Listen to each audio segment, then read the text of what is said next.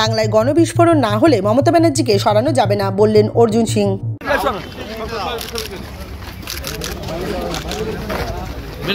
2023 সালের 28 নভেম্বর ভাটপাড়া পুরসভার চেয়ারপারসন রিবা রাহার দায়ের করা একটি মামলার তলব পেয়ে শুক্রবার বেলায় বারাকপুর কমিশনারেটের ডিডি ডিপার্টমেন্টে তদন্তকারীর মুখোমুখি হলেন বারাকপুরের প্রাক্তন সাংসদ অর্জুন সিং।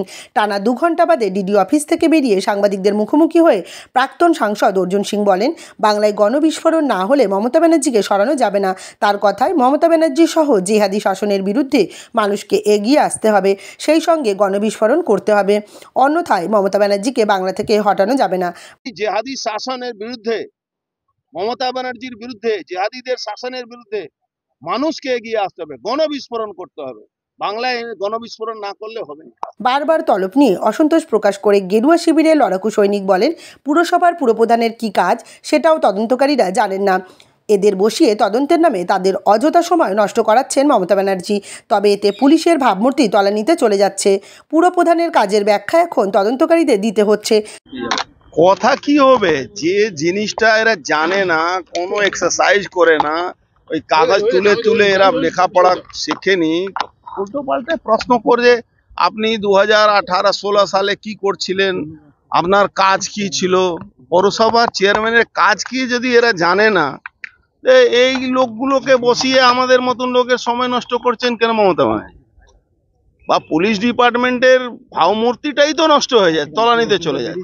যে পুলিশ আজকে ক্রিমিনালদের হাতে গুলি খাচ্ছে, সে ক্রিমিনালদেরকে না ধরে শুধু ওই ফিল্মের ডায়লগ বলে তুমি এক মারোগে তো हम 4 মারেঙ্গে, এই বলে কি লাভ আছে পলিটিক্যাল লোককে হ্যারাস করে? যে কাজটা একটা চেয়ারম্যানের কাজ, সেই চেয়ারম্যানের কাজের ব্যাখ্যা আমাকে এখানে দিতে হবে। কোন দেশে বাস করছি আমরা? একটা পৌরসভার যে কাজগুলো, পশ্চিমবাংলা বিএম একটা আছে, বাংলা মিউনিসিপাল অ্যাক্ট, এই অ্যাক্টের বাইরে কোনো পৌরসভা যদি কাজ করতে যায় তাকে MA department, municipal affairs department থেকে ক্লিয়ারেন্স নিতে হয়। সে মিউনিসিপ্যাল অ্যাফেয়ার্স ডিপার্টমেন্টে মন্ত্রী বসছে, কেন ক্লিয়ারেন্স দেবে? পিপিপি মডেলে কাজ করেছে, সারা ভারতবর্ষে পিপিপি মডেল হয়, সারা বিশ্বতে পিপিপি মডেল হয়। মমতা ব্যানার্জি আজকে ওই জেলটা দিয়ে দিয়েছেন পিপিপি মডেলে, ওই রাইটার্স বিল্ডিং বেচে দিয়েছেন পিপিপি মডেলে নাম করে। আপনি আমাদেরকে কেন জিজ্ঞেস করছেন?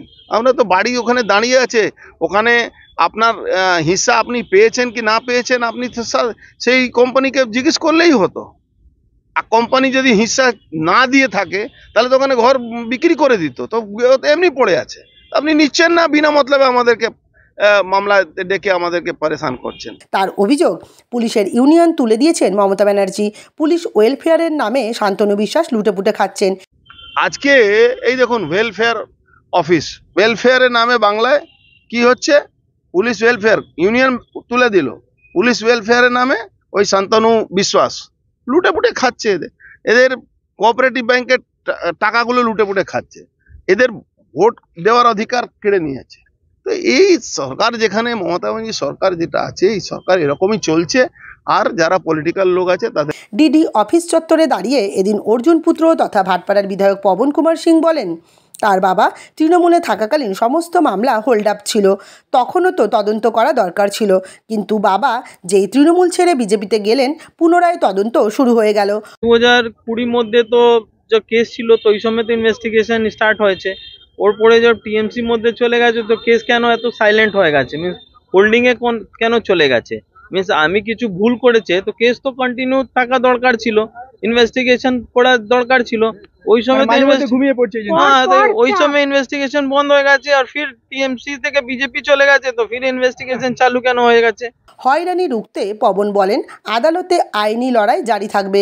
তার কথায়, বিজেপি করলে দুর্নীতি চোখে পড়ে, তৃণমূল করলে দুর্নীতি দেখা যায় না। বারবার তাকে এবং তার বাবাকে তলব নিয়ে পবনের প্রতিক্রিয়া, এটা সম্পূর্ণ রাজনৈতিক প্রতিহিংসা। হাইকোর্টে সুপ্রিম কোর্ট আছে, ওখানে গিয়ে একটা করবে, লড়াই করবে।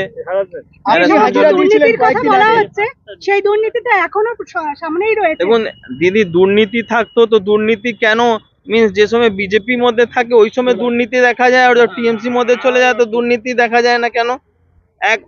এক মানুষ যা ভুল করেছে তো একই চোখের মধ্যে দেখবে না, কি ডবল ফেস থেকে আপনি ডবল চোখে থেকে দেখবেন। সেই সময় থেকে এখনো অনেকগুলো চেয়ারম্যান চেঞ্জ হয়েছেন, কিন্তু দুর্নীতির অভিযোগ তো রয়েছে। নিশ্চয়ই, দেখুন আজকে আপনি আমাকে বলছেন, আজকে নিজেই দেখুন ওয়েস্ট বেঙ্গলে কত দুর্নীতি হচ্ছে।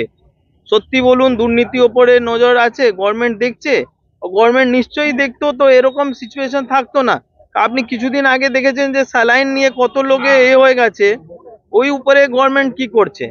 এরকম প্রচুর আছে, আরজি কলে কেস আছে, ওর আগেও প্রচুর কেস হয়েছে।